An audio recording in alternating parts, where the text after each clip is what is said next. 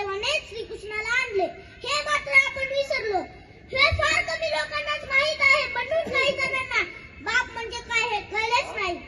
बाप म्हणजे जगण्याचं माप आहे, पाठीवरची थाप आहे, कधी तिकट वागला तरी त्याची माया. अमाप आहे तो म्हणजे बाप आहे, अमाप आहे तो म्हणजे बाप आहे. बाप म्हणजे ध्येयाकडे नेणारी शिडी आहे, संकटातून पार करणारी होडी आहे, कधी तिकट वागला तरी आयुष्यभराची गोडी आहे. बाप म्हणजे शिस्तबद्ध धाक आहे, जगणं आपोआप आहे, आयुष्याच्या सुपुत्रात दीपस्तंभाची झाक आहे. तो म्हणजे बाप आहे, तो म्हणजे बाप आहे. कोणताही नवस न करता पावणारा देव म्हणजे बाप.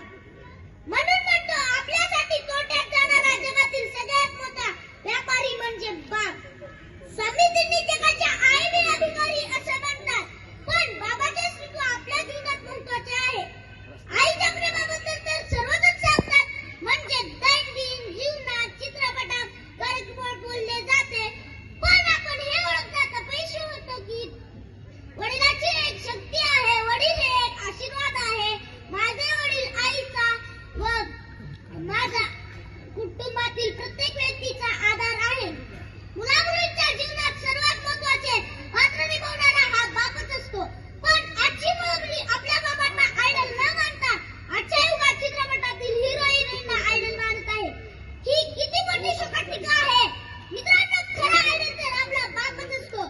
कारण दिवाळी आल्यानंतर स्वतः फाटकी कपडी घालतो, आपल्या आईला साडी, मुलांना 2000चा ड्रेस घेऊन देतो, स्वतः चटणी भाकरी खातो, पण आपल्या मुलाला कोणत्याही गोष्टीची कमी पडू देत नाही. हा म्हणजे बापच असतो.